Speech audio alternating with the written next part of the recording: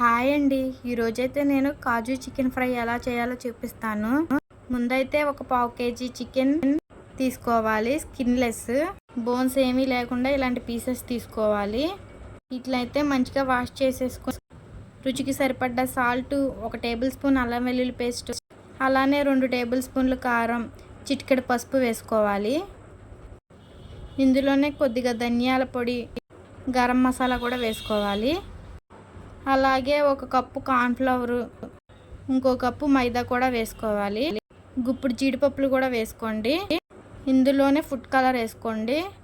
ఇదైతే మీ ఆప్షనల్, వేసుకుంటే వేసుకోండి, లేకపోతే స్కిప్ చేసేయండి. ఇప్పుడైతే ఫస్ట్ ఇవన్నీ కలిసేలాగా పిండి మొత్తం కలిసేలాగా కలుపుకోవాలి. ఇంకొద్దిగా వాటర్ పోసుకొని మంచిగా కలుపుకోండి. ఇలా నేను చూపిస్తున్న విధంగా ఉండాలి. దీన్ని ఒక హాఫ్ అన్ అవర్ పాటు ఫ్రిడ్జ్లో పెట్టి ఉంచండి. మంచిగా మ్యాగ్నేట్ అయిపోతుంది. ఇప్పుడైతే స్టవ్ ఆన్ చేసుకుని ఒక కడాయి పెట్టుకోండి. కడాయి వేడైన తర్వాత డీప్ ఫ్రైకి సరిపడ్డ ఆయిల్ వేసుకోవాలి. ఫ్రిడ్జ్లో నుంచి తీసిన తర్వాత మళ్ళీ ఒకసారి కలుపుకోండి. ఇలా ఇప్పుడైతే ఒక్కొక్క ముక్కగా ఇలా ప్యాన్లో వేసేయడమే. దీన్ని అయితే లో ఫ్లేమ్లో పెట్టి వేయించాలి.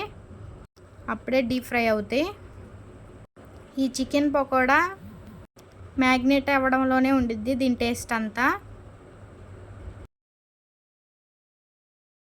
ఇక్కడైతే మంచిగా ఫ్రై అవుతున్నాయి. సిమ్లో పెట్టి ఉడికించడం వల్ల లోన మంచిగా కుక్ అవుతుంది.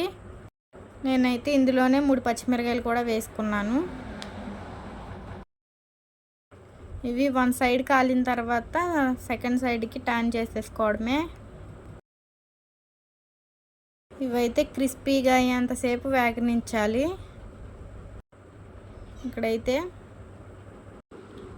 నాకు మంచిగా క్రిస్పీగా ఫ్రై అయిపోయాయి. ఒక గిన్నెలోకి తీసేసుకుంటున్నాను.